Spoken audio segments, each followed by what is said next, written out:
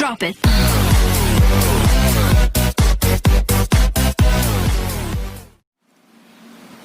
Assalamualaikum warahmatullahi wabarakatuh.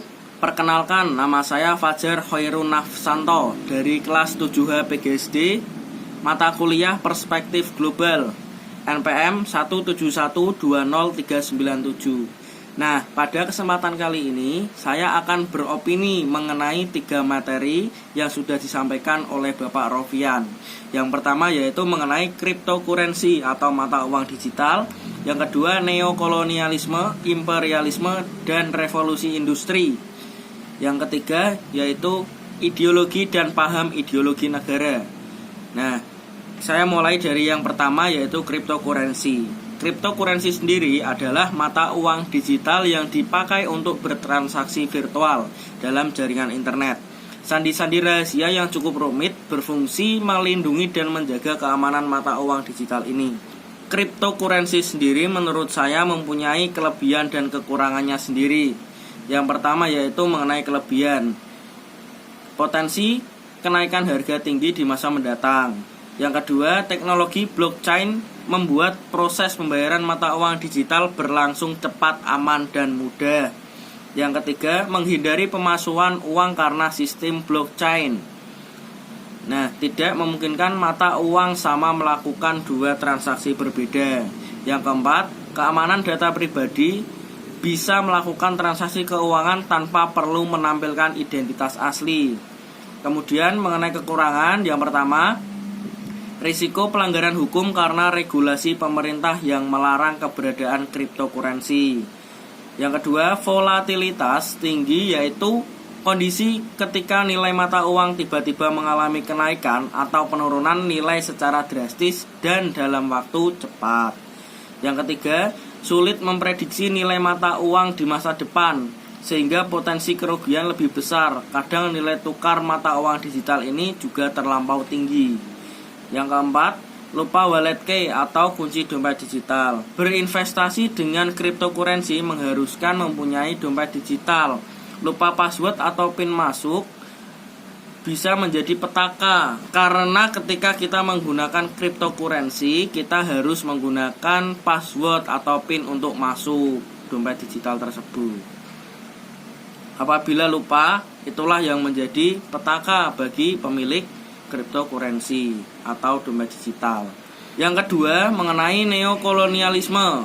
Menurut saya, neokolonialisme adalah praktik kapitalisme, globalisasi, dan pasukan kultural imperialisme untuk mengontrol sebuah negara. Biasanya jajahan Eropa terdahulu di Afrika atau Asia sebagai pengganti dari kontrol publik atau militer secara langsung. Kontrol tersebut bisa berupa ekonomi, budaya, atau linguistik dengan mempromosikan budaya, bahasa, atau media di daerah jajahan mereka. Korporasi tertanam di budaya dapat membuat kemajuan yang lebih besar. Nah, itu mengenai neokolonialisme. Kemudian imperialisme. Imperialisme sendiri ialah sebuah kebijakan di mana sebuah negara besar dapat memegang kendali atau pemerintahan atas daerah lain agar negara itu bisa dipelihara atau berkembang. Selanjutnya mengenai revolusi industri, dimulai pada akhir abad ke-18 di mana terjadinya peralihan dalam penggunaan tenaga kerja di Inggris yang sebelumnya menggunakan tenaga hewan dan manusia, yang kemudian digunakan oleh penggunaan mesin yang berbasis manufaktur. Periode awal dimulai dengan dilakukannya mekanisme terhadap industri tekstil. Nah, itu tadi untuk materi yang kedua. Kemudian untuk materi yang ketiga yaitu mengenai ideologi atau paham ideologi sebuah negara. Dalam menjalankan sistem pemerintahan, setiap negara juga menerapkan ideologi yang mereka yakini.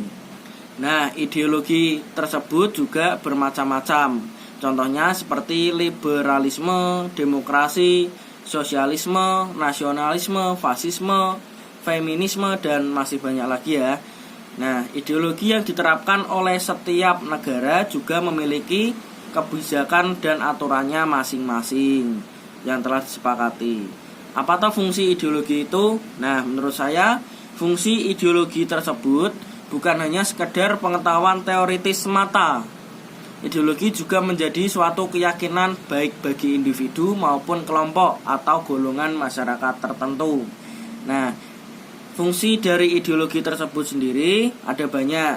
Nah, saya akan menjelaskan. Yang pertama, menurut saya, pengetahuan dan wawasan yang bisa menjadi landasan untuk menafsirkan dan memahami peristiwa atau fenomena yang terjadi di lingkungan sekitar. Yang kedua, orientasi dasar yang mampu membuka wawasan dan memberikan makna untuk mencapai tujuan yang ingin diraih. Yang ketiga, pegangan dan pedoman bagi setiap individu dalam bertindak dan berperilaku. Yang keempat, bekal bagi seseorang untuk menemukan identitas atau jati dirinya. Nah, yang kelima, kekuatan diri yang mampu memberikan semangat dan motivasi untuk menjalankan aktivitas dan mencapai tujuan yang ingin ia capai. Nah, itu tadi opini saya mengenai 3 materi yang sudah diberikan oleh Bapak Rofian. Itu saja yang bisa saya sampaikan. Apabila ada kesalahan dalam penyampaian saya mohon maaf yang sebesar-besarnya. Wabillahi taufik wal hidayah. Wassalamualaikum warahmatullahi wabarakatuh.